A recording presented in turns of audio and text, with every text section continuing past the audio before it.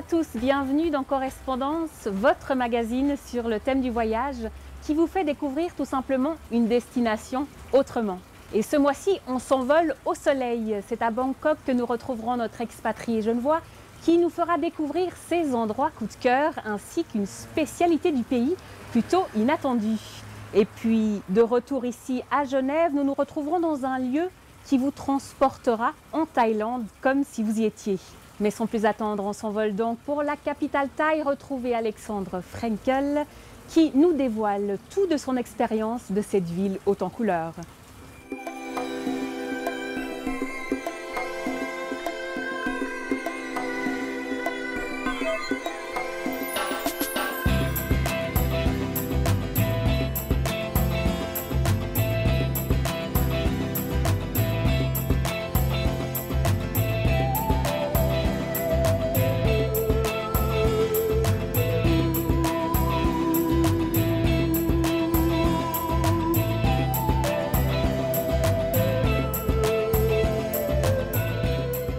Sawadee Kap, vu que nous sommes en Thaïlande. Bienvenue à Bangkok et dans le quartier de Sukhumvit. Mon nom est Alexandre Frenkel, je suis le directeur de l'hôtel Amari Boulevard. On est dans un quartier qui nous permet d'être connectés à toute la ville parce qu'on a le Skytrain et le métro. On est au bord de la rivière en disons une vingtaine de minutes, oui. Et évidemment, il y a la cuisine, il y a surtout les gens. C'est un peuple qui est très hospitalier. C'est une ville qui vit 24 heures sur 24. Étant donné qu'il y a une population de plus de 10 millions, c'est de voir à quel point, à n'importe quelle heure du jour et de la nuit, on se sent en sécurité en étant à Bangkok. On n'a vraiment pas le temps de s'ennuyer. Le lien avec Genève est toujours là, parce que pour moi, Genève, ce n'est pas simplement la ville, mais c'est toute la région. Et c'est des paysages et les 4 saisons qu'on a à Genève. Le matin très tôt, les éclairages, la lune au-dessus du Jura avec la neige, ça c'est un souvenir constant. Avec l'arrivée de l'Internet et de la communication, qu'on arrive à voir les nouvelles suisses le matin à la télévision, on se sent vraiment pas loin, ça ne représente pas vraiment les 9500 km qui nous séparent de Genève.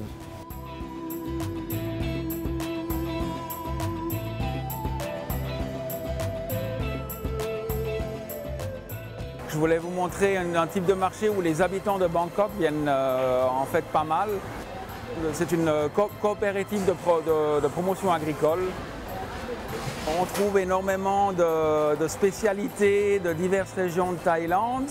Il y a un choix de restaurants qui est absolument incroyable. Donc, ça correspond un petit peu à ce qu'on trouve un petit peu partout à Bangkok dans la rue, simplement que c'est concentré sous un toit et que ça s'est organisé assez propre en fait. Sans ma femme, je n'aurais pas connu l'endroit. C'est elle habitait dans le temps pas très loin d'ici et elle aime bien venir faire ses courses ici parce qu'elle est sûre d'une certaine qualité, même si c'est un petit peu plus cher que les marchés habituels. Quand on achète des choses, il y a toujours un sourire, toujours prêt à vous faire goûter les plats. Politesse et finalement ça montre un côté de Bangkok qui prouve que tout ce qui doit être quand même assez bien organisé l'est. Quand on a des amis qui viennent à Bangkok, on les emmène ici parce que c'est quelque chose d'inattendu. On voulait vous montrer un aspect de la Thaïlande qui est un peu méconnu. On ne connaît pas la Thaïlande pour le vin. On est dans la région de Hua Hin. En fait, on est à mi-chemin entre la côte et la frontière avec la Birmanie.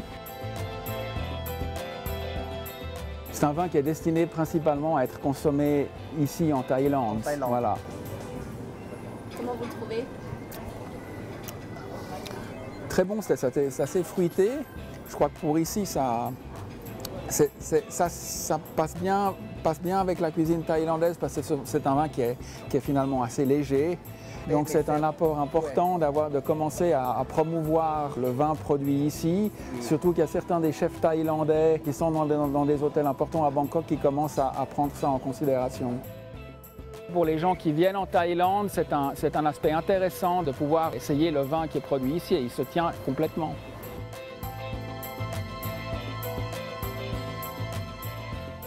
un des problèmes de Bangkok, c'est qu'il n'y a pas beaucoup d'espace vert. Mais l'avantage en étant vivant à Bangkok, c'est qu'on est relativement rapidement à l'extérieur.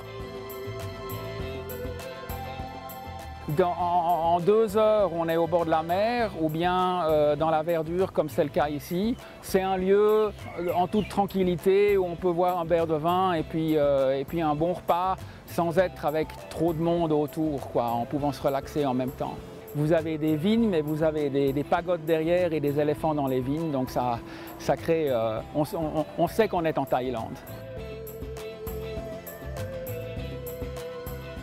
Il est clair que la première fois qu'on vient à Bangkok, c'est bien d'être familiarisé par les tours qui existent. Les gens font généralement 2 semaines, quelques jours à Bangkok, quelques jours sur les plages. Mais il y a plus à découvrir que ça. On ne peut pas faire ça en une fois. Il ne faut en fait pas commencer sa carrière par la Thaïlande parce que c'est un pays dont il est difficile de partir. Donc si on veut gagner de l'expérience, on a meilleur temps d'aller dans d'autres pays et puis de revenir ici. On doit réaliser en tant qu'expatrié qu'on a quand même beaucoup de chance d'être là.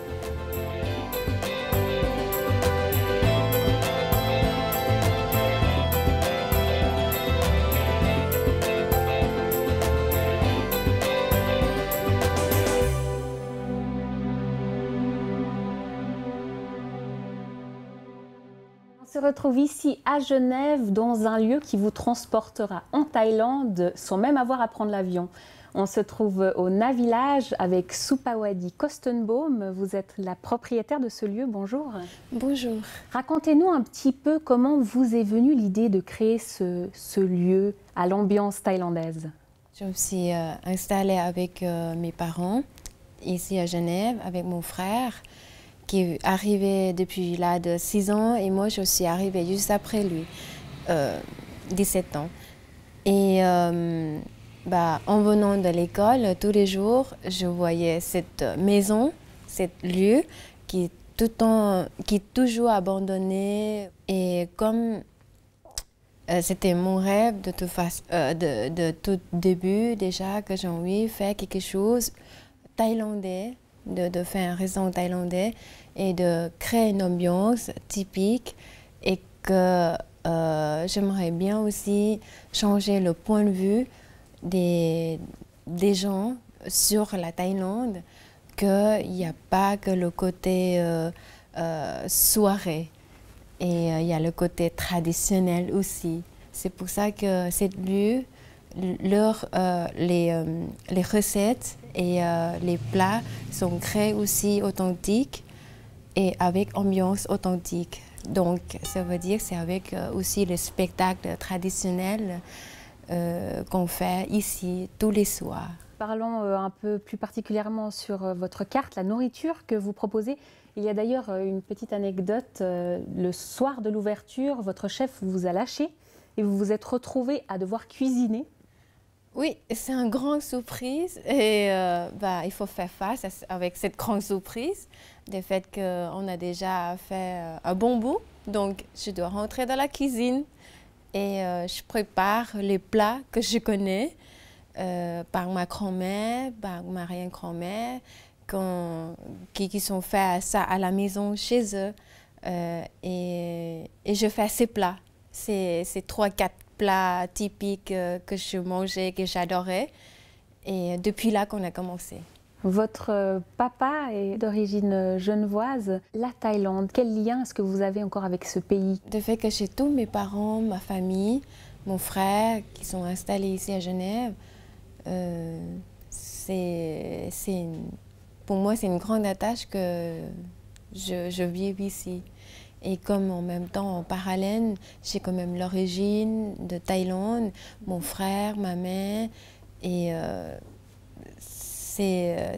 ça restait quand même le lien entre nos deux pays. Quelles sont les principales différences entre la Thaïlande et la Suisse, notamment ou Genève? C'est plutôt la vie quotidienne en Thaïlande, donc on sait que ça vive 24 heures. Et tandis que la Suisse, nous, on a des jours de repos. C'est bien, pourquoi? Parce qu'on retrouve quand même la vie famille et que normalement, les gens là-bas, ils vivent vraiment sur 24 heures. C'était pas trop dépaysant d'arriver en Suisse? C'est vrai qu'au début, c'était un peu difficile. Parce qu'en Thaïlande, on ne parlait pas le français. Donc surtout la langue? Et surtout la langue, oui. Pas tellement que ce soit les gens ou le rapprochement avec la... Il y a aussi quand même un petit peu du fait que j'avais beaucoup des amis en Thaïlande depuis tout petit. Et tout d'un coup, on a changé une autre vie assez différente. À midi, on rentre à la maison pour manger. Ça n'existe pas en Thaïlande. Donc, parce qu'il y a le trajet, il y a beaucoup de trajets à faire. Et souvent, c'est ça qui empêche aussi les gens vivre normalement. Alors c'était peut-être aussi un petit peu par nostalgie en fait que vous avez créé le Navillage et ce magnifique jardin. Comme ça vous rappelle un petit peu votre pays. Oui, de notre pays. Et donc pour terminer, vous avez une carte que vous renouvelez assez souvent. Donc là, en janvier, vous aurez une nouvelle carte avec plusieurs plats. Oui, avec les 3-4 nouveautés qui va mélanger avec notre ancien succès. Merci beaucoup en tout cas d'avoir été avec nous. Et puis donc, comme vous le disiez, le Navillage qui propose donc des nouveaux plats d'ici janvier avec toujours les danses traditionnelles tous les soirs, c'est ça? Oui. J'espère que vous avez pris plaisir à voyager en notre compagnie. Si vous voulez partir à l'assaut des rues thaïlandaises ou tout simplement retrouver les détails évoqués durant cette émission, pour cela, il suffit tout simplement de vous rendre sur notre site internet lesmontsbleus.ch où vous trouverez toutes ces informations et même un voyage sur mesure. Quant à moi, je vous retrouve dans tout juste un mois avec une nouvelle destination et de nouveaux invités. Merci de votre fidélité et à bientôt sur Les Monts Bleus Télévision.